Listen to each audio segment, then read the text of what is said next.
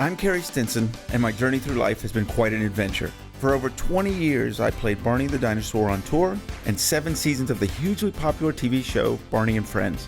Now my journey is to bring together friends and guests from all over the entertainment world for inspiring and at times amusing behind-the-scenes conversation. I'm Carey Stinson, and this is Purple Roads. Welcome to Purple Roads. This is going to be, as I say every week, a lot of fun. Good friend, director, executive producer, Steve Feldman is here this week. How are you, Stephen? Just great. It's a beautiful day, sun's out, and I'm awake. It's good. Well, it's so good to see you. Thanks. It's been a little bit. Yeah, it's been a little bit. But it looks like you've been busy. I want to talk about what you've been doing and what you have done on this show.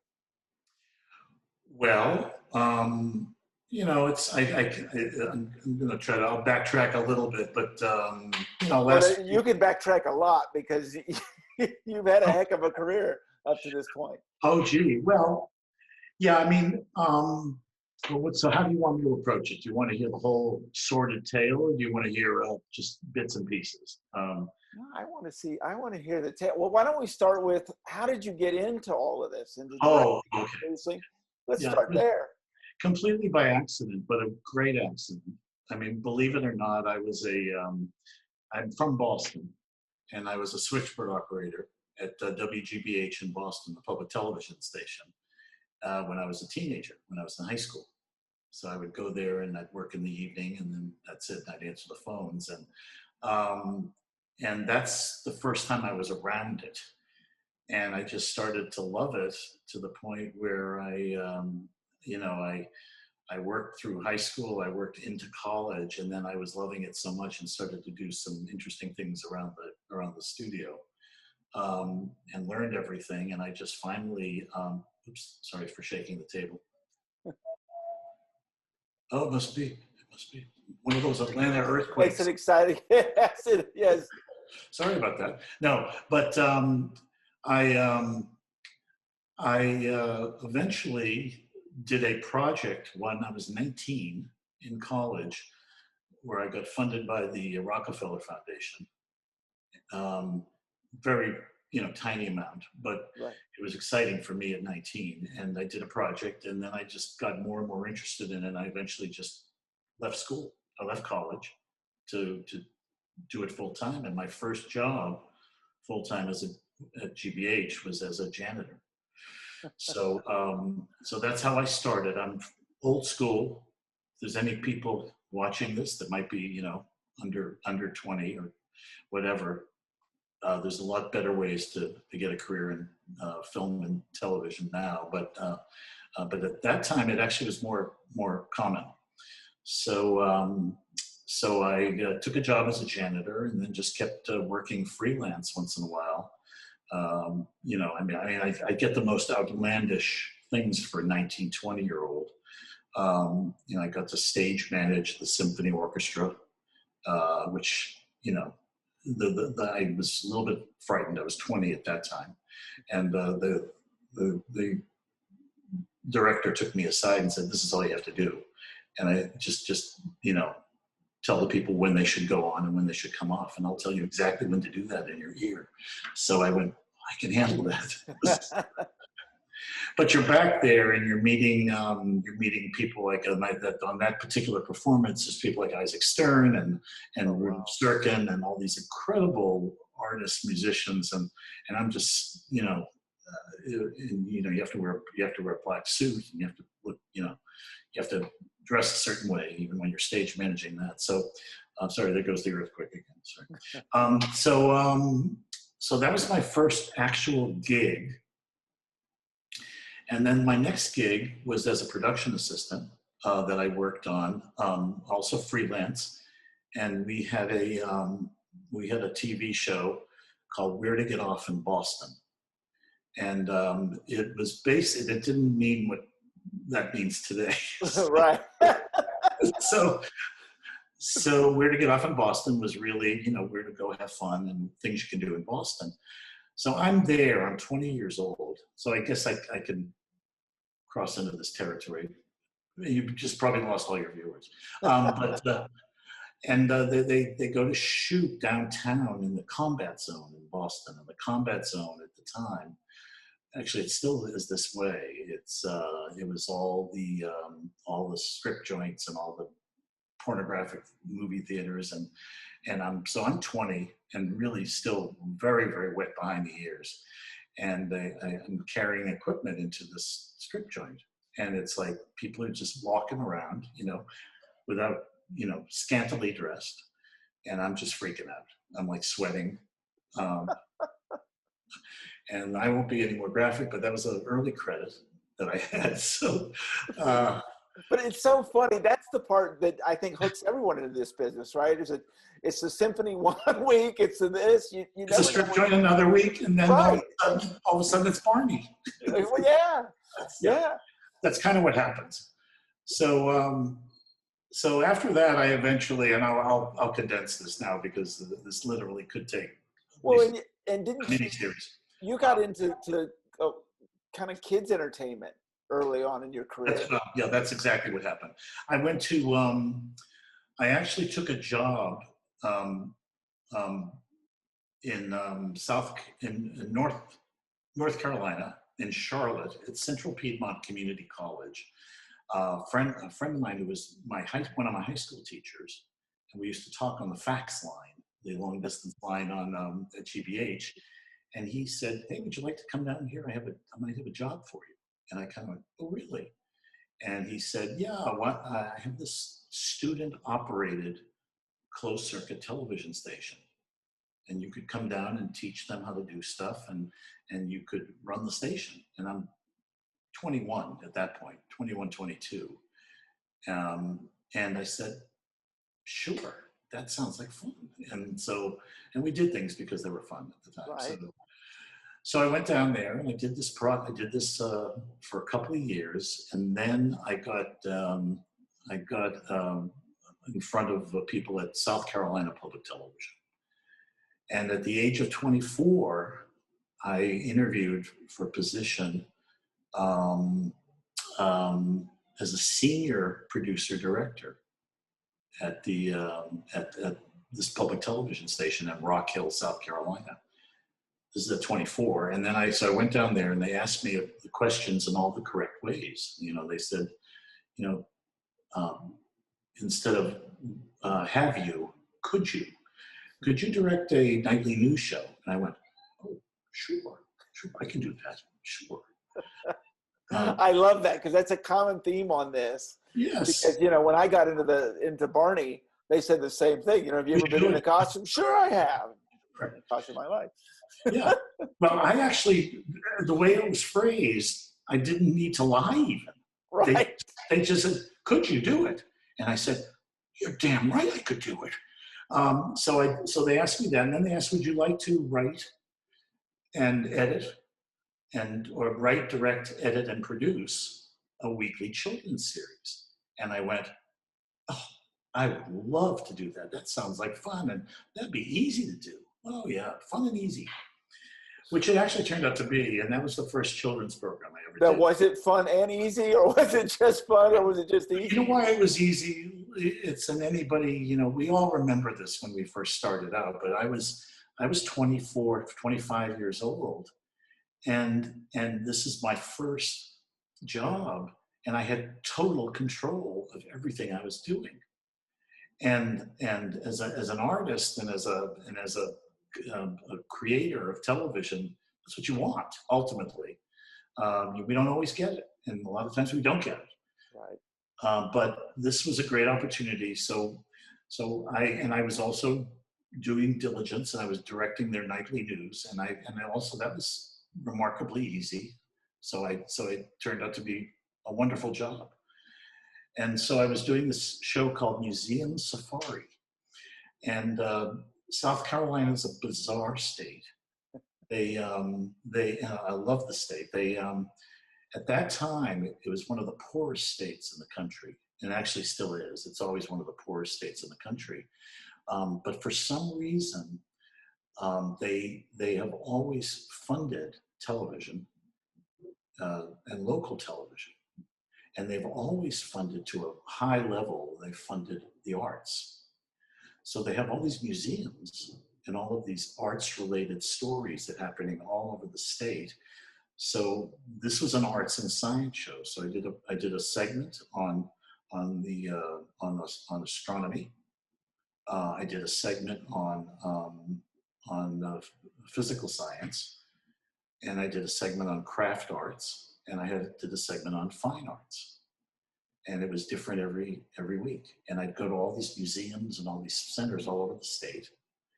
And that was my first experience. And I did everything. I wrote the copy. I put the things together for all the people who hosted the segments and this and that, and edited it myself, and directed it myself, and produced it myself. And I was working 70 hours a week.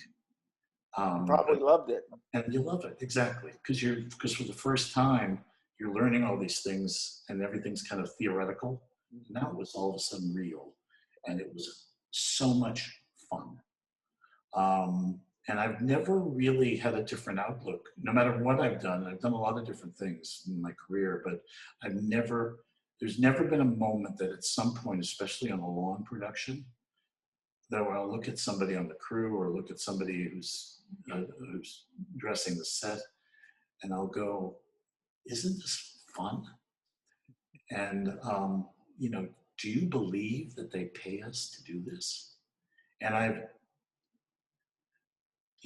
this much time later, I still feel the same way. I feel very grateful that I'm being paid to do this extraordinary thing. So it's fun. It was fun then. That was the first time I had worked in television.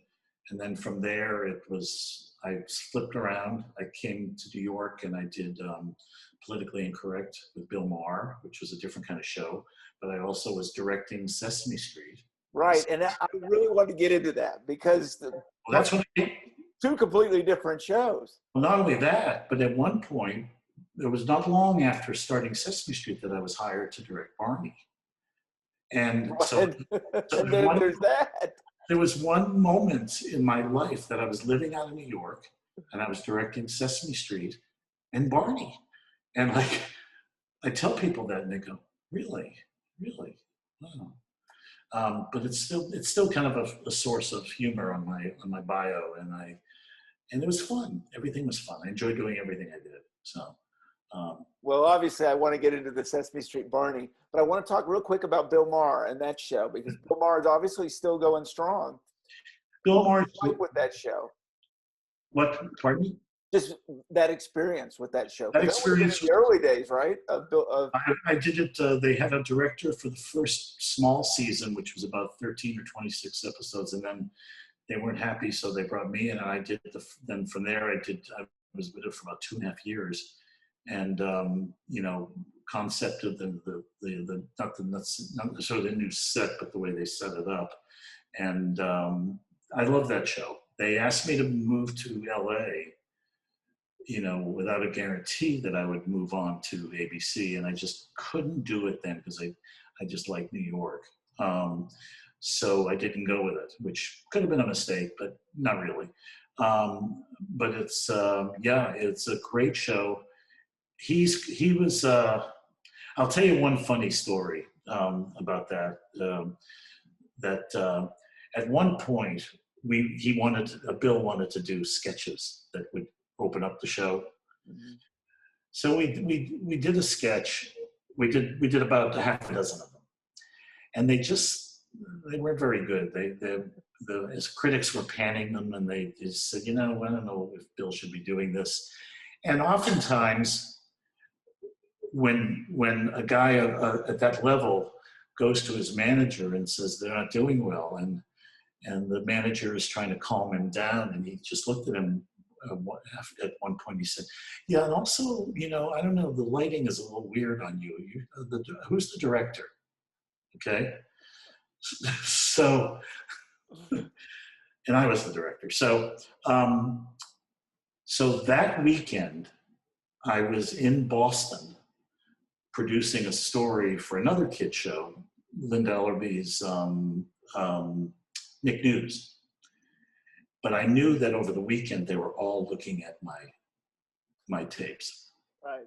Okay, they're looking at my tapes, and so Monday morning, I didn't know if I was going to be fired or what. So I heard from Scott Carter, the executive producer, I think Sunday night, and he told me everything is okay. It's all right. Don't worry about it. But I came in Monday morning, and Bill calls me into his office. I would guess not too much fun. It was a blast. Listen. Well, I already knew that I passed the test. Right. So I already knew that I passed the test. And when I realized I passed the test, I figured, see what he has to say. Well, he looked at me and he said, "Hey, we looked at all your tapes this year, and evidently, you're an effing genius." So and he said, "Really just appreciate you." And he gave me this T-shirt, which I really can't tell you what was on it, but it was an off-color T-shirt.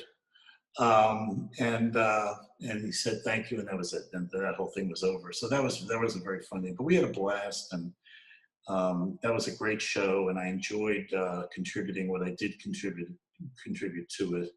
And it would have been nice to continue it in LA, and it would have been nice to have continued it onto ABC. But it just didn't, it's just not something I wanted to do. So Sesame Street. Sesame Street. We get asked so much on this show about Sesame Street. Obviously, my Barney connections, and it was never a competitive thing, but obviously, I think people looked at it that way, and it's in a lot of ways completely different show. Yeah. I mean, the Barney show is really about kind of situations, relationships, and actually Sesame Street has moved much more into that realm now. But it used to be more, literacy and numbers and pure education. And they always tried to deal with social emotional stuff within the context of it. But I think that they've always kind of been able to swerve around it because they had a format that allowed for that. But Sesame Street actually is a very similar story, except that may she rest in peace, but Lisa Simon was my contact there, and Lisa was a long time. She was in every role. I think she started as a production secretary, but she was a producer, a director, and a fine director.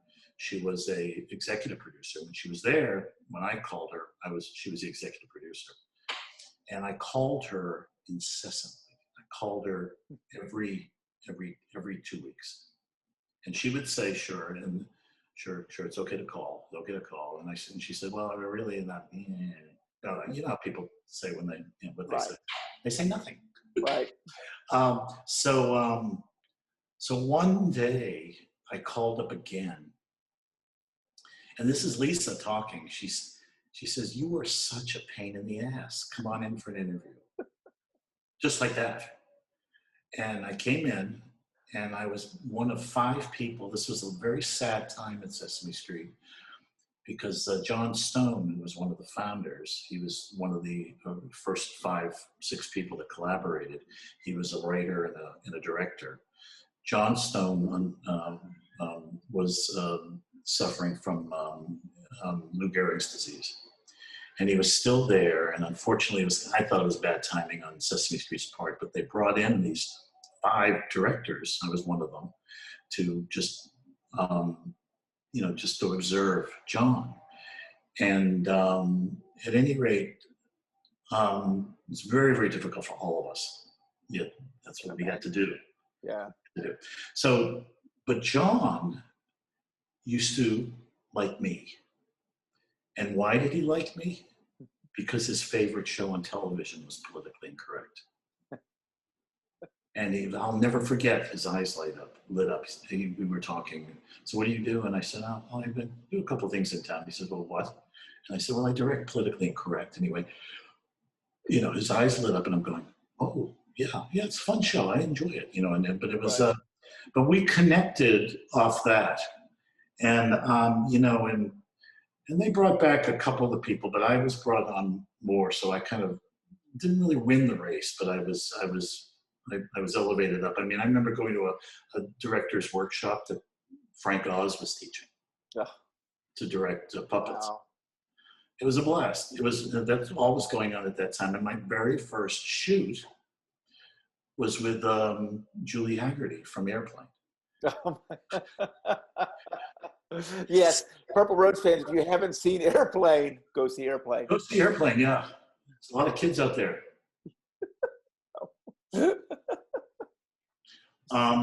But she was great in it, and she had a blast. She was wonderful. We became friends, and I had lunch with her years later in LA, and really, really sweet woman, and very talented and really fun. She was a doctor treating Big Bird because he had the birdie pox. So Big Bird came in with all of his, he was covered with green spots. What was that like for you? I mean, you had to have known how big Sesame Street was, and Carol Spinney, and I mean, was it just another show for you, or walking in where there's no, a little bit of an off for you? Well, not only that, but at that time it was, it had already had a reputation. I mean, it was huge, and it was kind of huge almost from day one. But no, I just appreciated the opportunity. I got to work with a lot of celebrities along the way, and I was there for about 8 years, and it's another thing. You move around in this business to different locations that makes it difficult. I eventually moved to LA finally, and I was still actually flying in once in a while to do Little Sesame Street, and I was flying in to do Little Barney. I mean, it was weird. I was very thankful to Barney because they were willing to do that. And even at the beginning, when I first came on to do, I think I was involved in solid seasons 4, 5, and 6. And I had a lot of episodes to do, and they would bring me in to Dallas, and I appreciated that. Always appreciated that. And that's the third part of this kind of crazy story from that era. And I just got a call. I think it was from Jim Rowley, actually. Jim's been on Purple Roads, and obviously. Yeah. Well, Jim was the executive producer at that time. Yeah. And we met. We had a meeting at a hotel. I can't remember which one, in New York City. And I'm going, okay. And then we talked, and eventually things worked out there. And I was, and I just thought I'm really grateful, really fortunate, and now I'm all of a sudden going to be doing Sesame Street, Barney, and although lesser known, but actually still a pretty popular show and politically incorrect. And I'm going, I'm doing okay. Yeah. Doing okay. And the whole experience, all those experiences are different. They're very different. Barney was extremely different, but I loved Barney because it had one of the most, you just didn't know what to expect, and it had a full crew, and we didn't know. No one knew anything. I was particularly impressed with, I'm going to blow everybody's name now. Who's the production designer? Elizabeth? Oh, Elizabeth Felton. Yeah, I mean, she was fantastic, just fantastic, and all the set dressers and artists, and then when I walked into the costume shop, it was freakish. I mean, it was just great. So, it was just a great group of people, and that's it. Is it hard to go from Sesame Street to, like, you kind of have to leave Sesame Street on one side when you go into Barney? I mean, no. For me, it wasn't. Barney was actually, in some senses, way more challenging. And I also, as Sesame Street was, I don't want to get too technical, sure, but Sesame Street was a live switch. So I would call it, and people would push buttons. But one of the things that happened there that I brought to Barney, for me also, I was the first director at Sesame Street that asked to work on the set. So I wasn't in the control room. And they said, sure, what do you need? And so Barney was already the same way. And, but I still was very, very, I wanted to give a really as complete a line cut as I could, because I know that Barney went through a long post process. Right. But that was something that I prided myself in with Barney. So oftentimes during musical numbers, people would see me kind of dancing, watching the thing and calling it. And I'm just kind of, but what was great about Barney that freed me up, that Sesame Street didn't have, that in Sesame Street, I had to call still. I had to go, ready, one, take. But with Barney, you're right on the set. There's too much going on, right. Too much noise. So, and I remember working this out with Eric Norberg. Yes. Yeah, we notated the scripts so that every camera shot was there. So he had essentially called the show.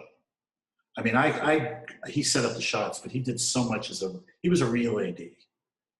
He was a real AD. I had a real AD at Sesame Street also, and he eventually was very functional when I was out on the floor. But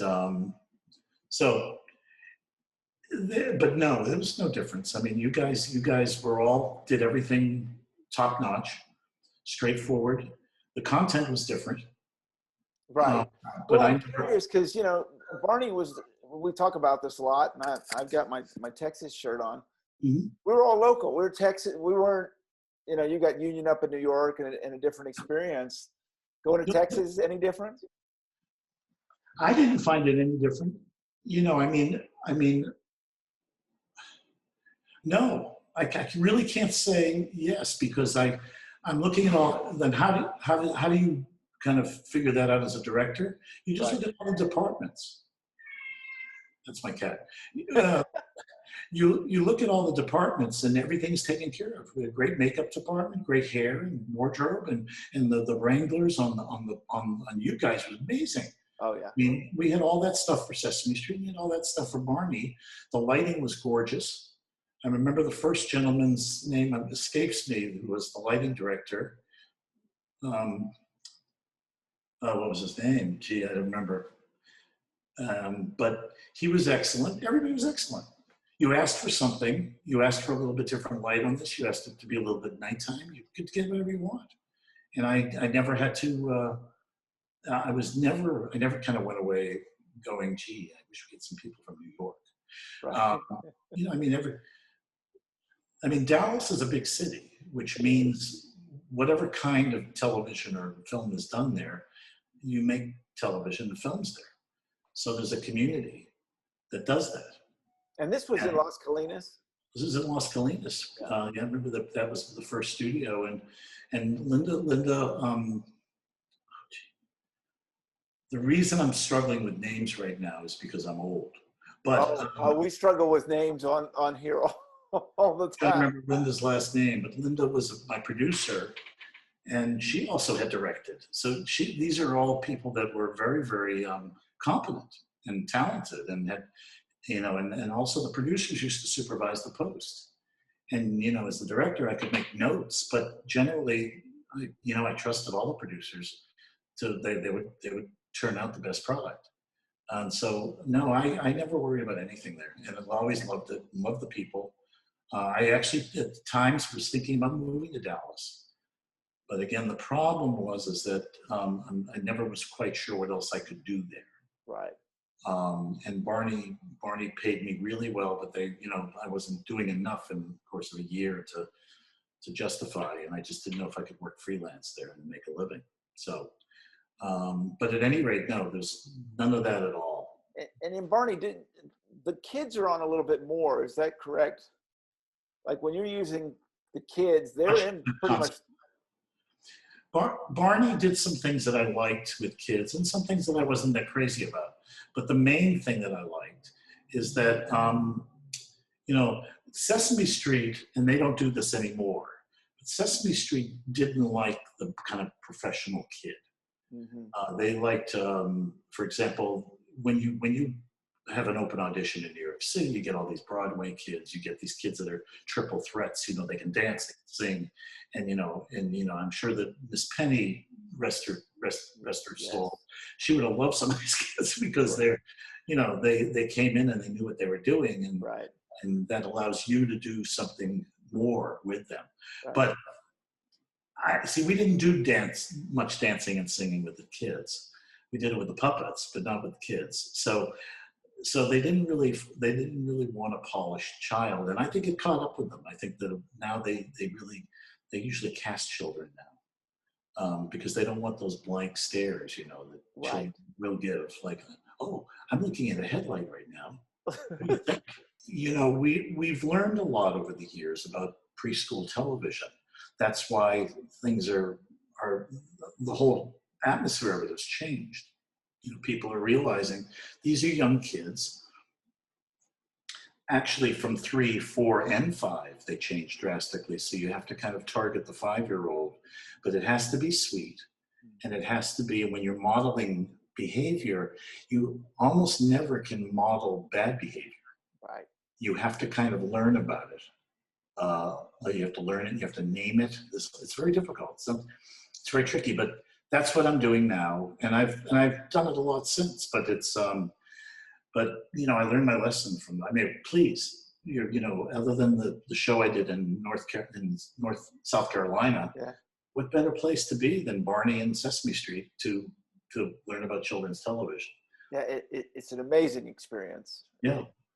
It's amazing all the things I learned. I'm really curious on Barney, for example, because, we, as in many of these shows, Sesame Street, you have different directors. Yeah. And there's an episode I'll never forget working with you.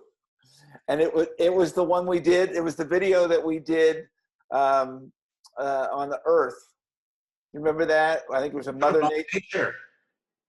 Do you remember that? Oh, that's my favorite one. I will never forget that episode, doing that video.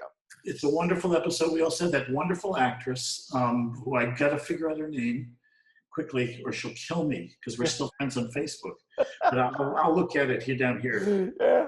But she was wonderful, and it was a the set. It was just an incredible set, and it was gorgeous. I love that show. I actually have a shot of a photograph that somebody off the Barney team took of me while I was talking to a monkey. Yes, yeah. I may have that picture somewhere. So when you and I'm talking, but no, the picture is funny in itself because there's Steve directing a monkey. It's good. But yeah, it was just fun. But everything was fun. There were times when it was difficult, when we had challenges. I used to love the Treehouse. Remember Elizabeth? I drive Elizabeth and what's his name? Bob LaValle. Bob LaValle, because I love to put foreground, so we could do those moving shots around the treehouse, which is like it had to kind of make sense because it's up in a tree, but it often didn't. But it was really pretty, and these guys would just come out with their with stuff on wheels and just go, okay, how's this? And which is what they did in that Mother Nature. Yes. So, there was plants and I don't even remember the woman was freelance, but there was a woman who was excellent, who was the plant lady for that show. She brought in all this stuff from a nursery, and she was so good. I can't remember her name either. This is really sad.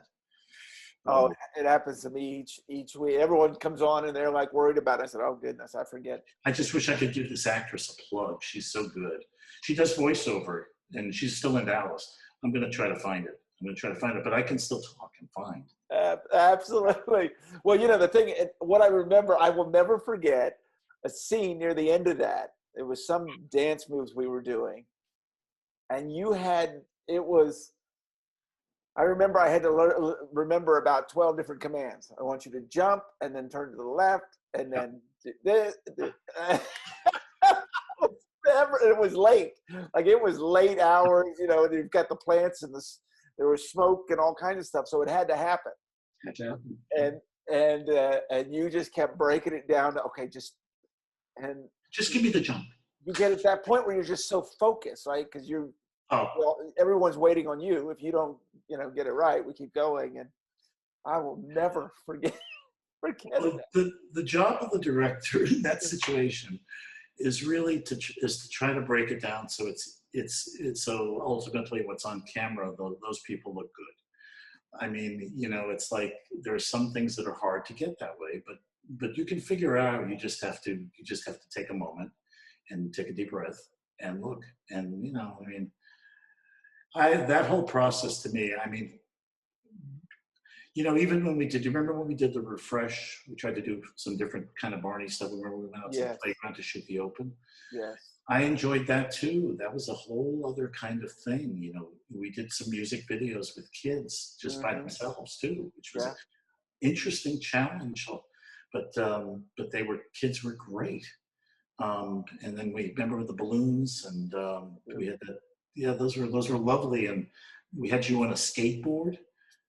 I've got a picture of that. That was funny. That was fun, and you didn't kill yourself. I love it. I loved all that stuff. Oh, As a performer, when you get stunts like, can you jump a rope? Can you get on a skateboard? Yeah. Yeah, I can. Oh, you know what? No, go ahead.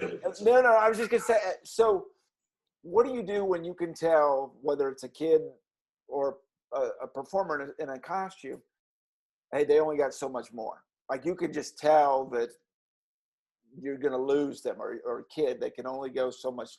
Do you shorten things up? What challenge how do you do a challenge like that? Yeah, okay. I'm going to find her name right now.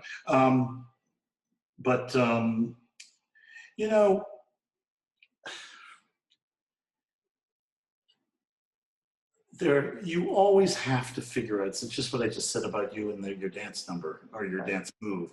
Right. You got to figure out a way to make it right so that the child will look excellent. That's all. And if you're beating your head against the wall, sometimes you have to change the line, or you have to rewrite a little bit. But it's not a lot. It's just really, you have to do it. You can't just let it go. Right. You have to do it because I think you owe it. You owe it to them, and it's just like the editors go in and make me look good. We owe it to everybody. We're all working together on this, and these are children. Some of them were more professional than others. Some of them had more experience than others. Sure. So you just gotta. That's the way it was.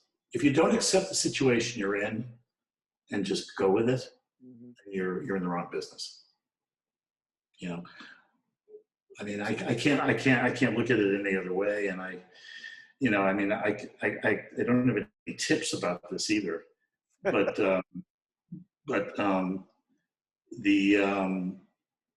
it's Holly Franklin. Holly Franklin, she's on my Facebook too. Holly Franklin, if you're watching this, I'm so sorry, but I get so nervous when I do this sort of thing. I forget everybody's name. And hello, Holly. Franklin was so amazing in that. She could sing, she could move, she had a great sense of humor. She was like so easy to work with. And I always appreciated the way you guys conversed with each other in the course of that thing. It felt different to me. And I loved it. So she's Holly Franklin. Hire Holly Franklin now. Holly Franklin. HOLLYFRANKLIN. Thank you. Hi, Holly. Difference in working with puppets and puppeteers and costume performers in full suits. Well, some interesting things are happening in the business now. There's a profound difference because, for example, and something I've told people before, how we did Barney, with the booths and it was done live. Yeah. People look at me and say, "You kidding? Really?"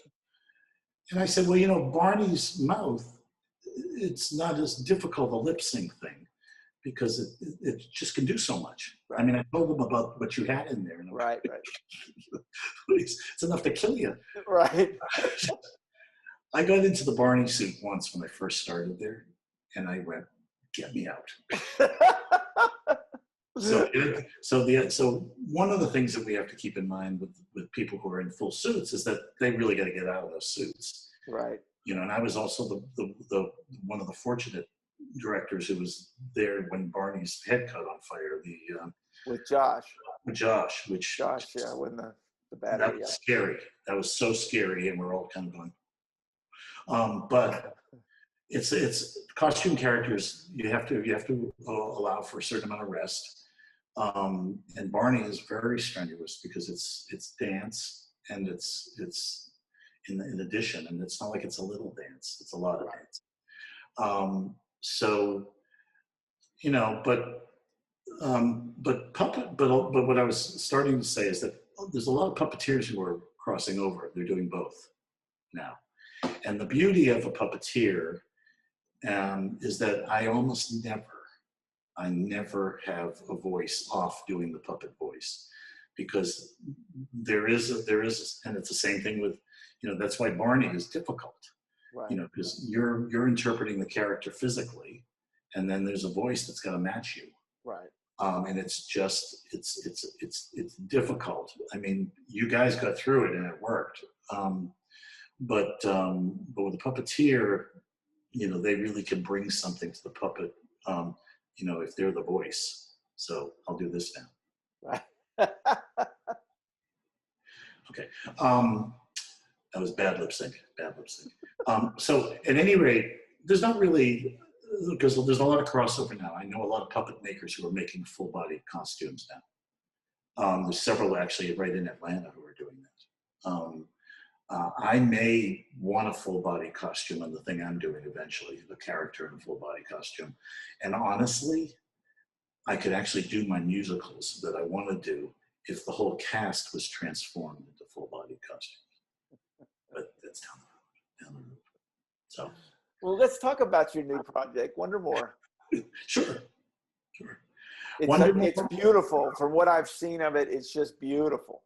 Oh, thank you. Well, it's getting there, but yeah, it's always been beautiful because I worked on Moon and Me a couple of years ago, the preschool show out of BBC that you can see on a few places. I think it's on Netflix. I think it's on Amazon. I don't know where it is, but it's a lot. It's on Hulu.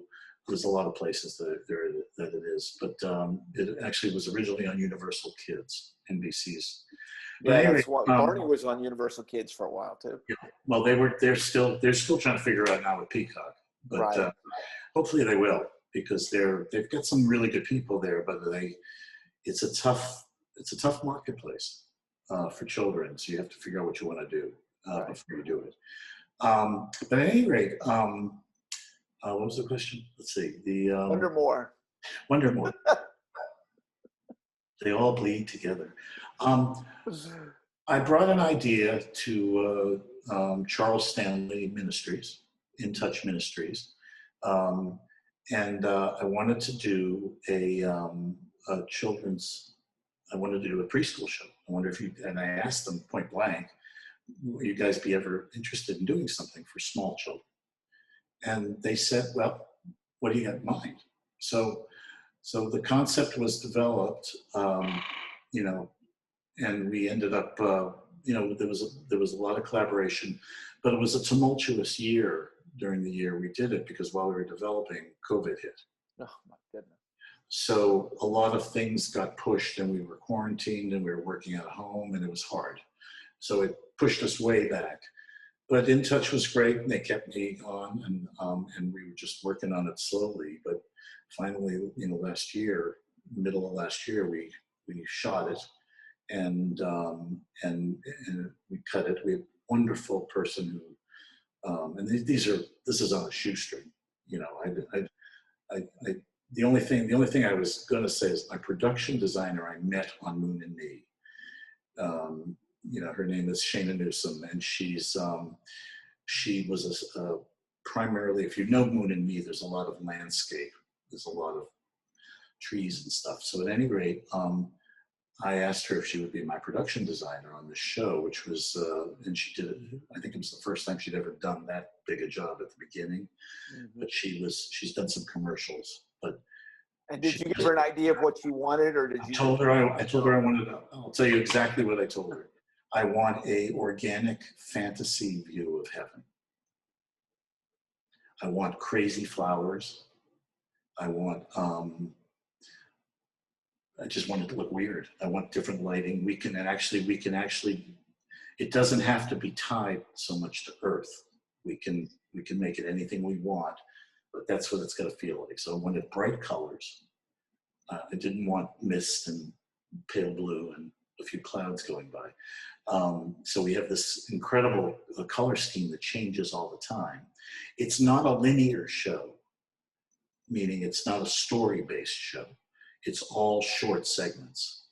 And is that because of kind of what's going on these days, attention spans, and is it just easier to go that route? I just think it makes more sense for the age group. I mean, I think that one of the, and they were, see, here we go again. It's one of the interesting things that was done by Barney and by Sesame Street, although completely differently. Barney was infused with music.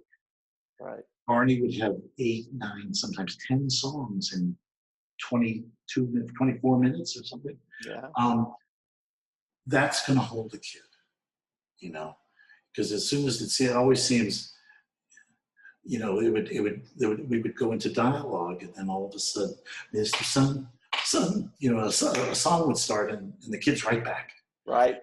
Sesame Street was a lot of little segments too. Mm-hmm. So they split it up that way. Well, what we did is we kind of patterned both, and I'm still working on the music end because we do have a certain amount of music, but it's more sing-along at this point.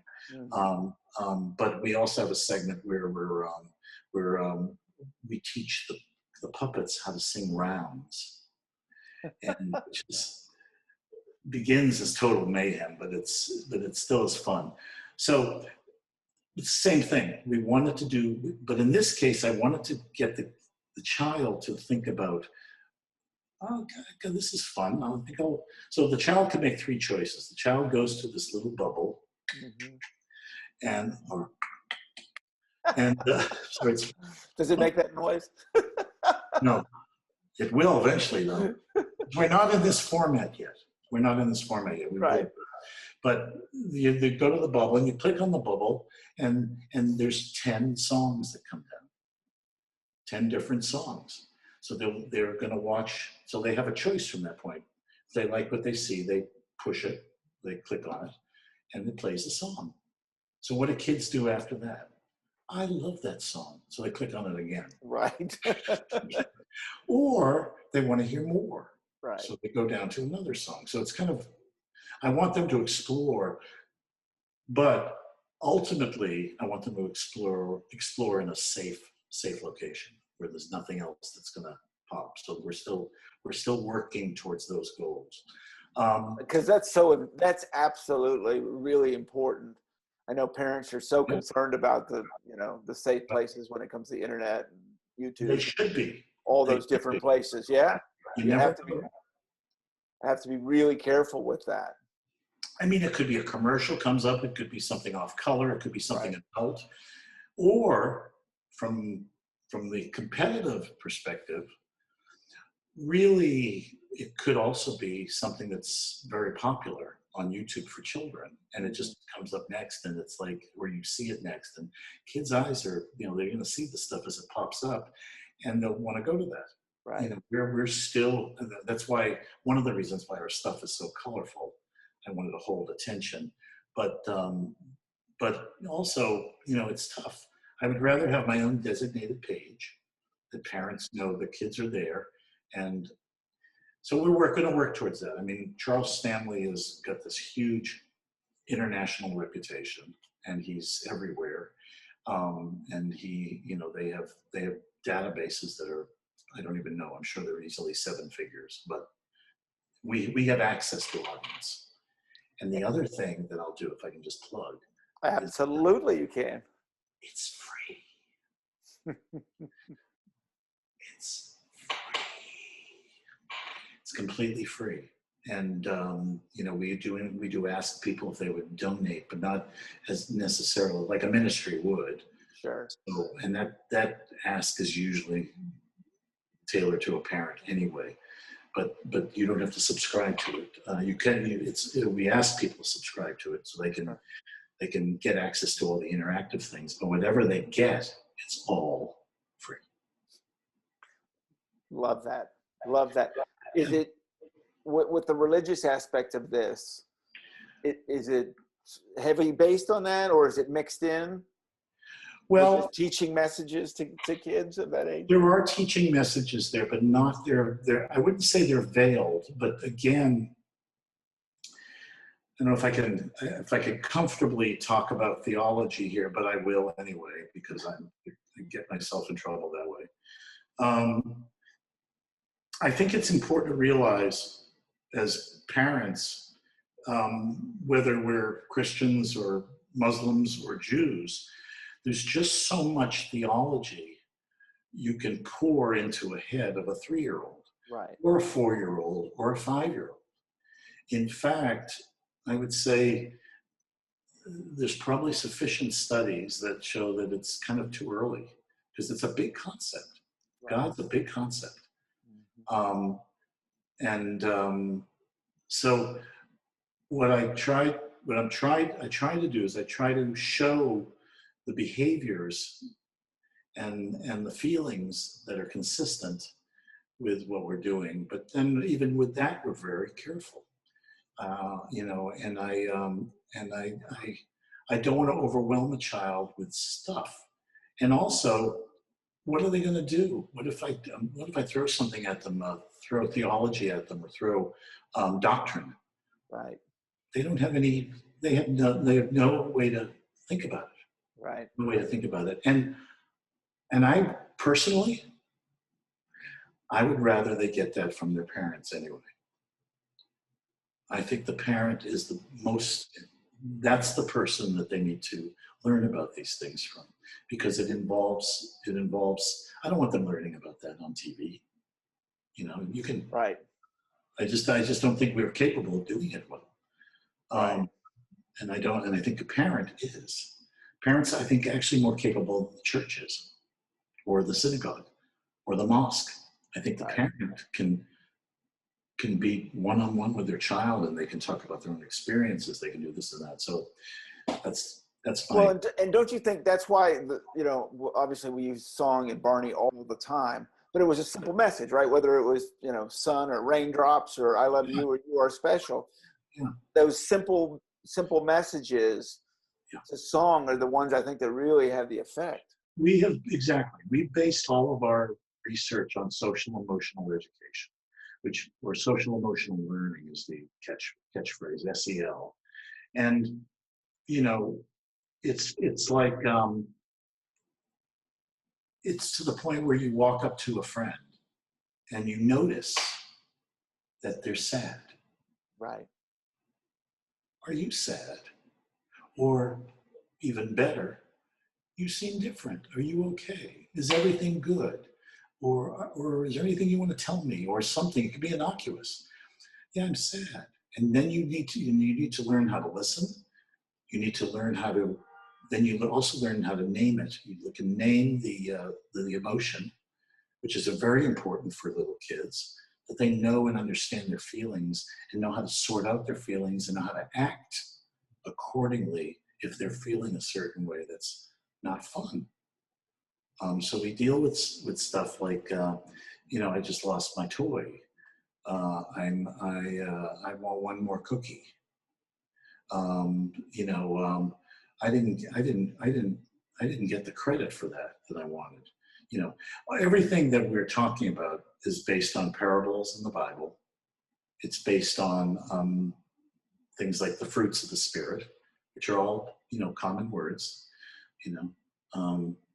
We learn about patience. We learn about joy. We learn about appropriate expression. It's a mishmash. Older kids are very much, this is one of the things we discovered on Barney. I discovered on Barney. I never forget when we used to do the how-to segments. Yes. I would go, I hate these. I don't like these. But I spoke to research. and they test the highest. And they test the highest because kids love process. They want to see how things happen. 5-year-olds, like to see how a farm works, how you plant the seed. They want to know that stuff. And it's just hilarious, but it's true, and it always will be. It always will be. They're outside of the adult world, so they're very curious. I'll tell you a very funny story, and then I'll stop on that, about Teletubbies. Uh-huh. The person that developed Teletubbies also developed Moon and Me, so I got to know him a lot, and he told me that he did this on purpose, but it was really hilarious. Teletubbies there was a segment on Teletubbies where they'd go visit a farmer. Let's just use a farmer as an example. Sure. And the farmer would show, this is how we get milk from a cow. Right. This is how we harvest the crops. This is how we pick corn. And at the end of it, it would be 5 minutes long, which is a long time. It's a long time. After it, we'd come back to the Teletubbies, and they'd look at and go, again, right? Yeah. And they'd run it again. They'd run the segment again, and I'm going, that producer's a genius, figured out how to get an additional 5 minutes for free. Didn't cost them anything. But it's true. That's anticipating something that kids just want. And it also, that was their research too, that children love these segments. So, you pick up little things here and there, and you try to apply them to what you're doing. We're going to do a how-to segment at some point in our situation too. I just don't know how Wondermore is going to treat it, but we'll see. Well, Yes, and I can't thank you enough for being here. Oh, you're welcome. It's been great. I've enjoyed it. It's so good to see you. I know people are going to be fascinated. They always want to talk about Sesame Street and Barney. I can't wait till they get to check out Wondermore, because it's gorgeous, and I love what you're doing with it. And of course, I can't wait to see what you do next. Great. Well, if people want to go to it now, it's on wondermorekids.com. And it's about to undergo some more changes, but grow with us, and we'd love to have you. So watch, especially you, Holly Franklin. I'm going to have Holly on here now soon. Holly is the best interview you'll ever have in your life. She is so amazing, and she's just an amazing person, amazing woman, an amazing actor and talent. So, well, thank you. What's wrong with Holly? Thank you so much, Steve, for being on the show. You're welcome. Well, you're welcome, Carey. Thanks for the invitation. I appreciate it. You're welcome. Well, thank you for watching Purple Roads. Remember to keep your eyes, ears, and your heart open, and you'll find your purple road. We'll see you next week.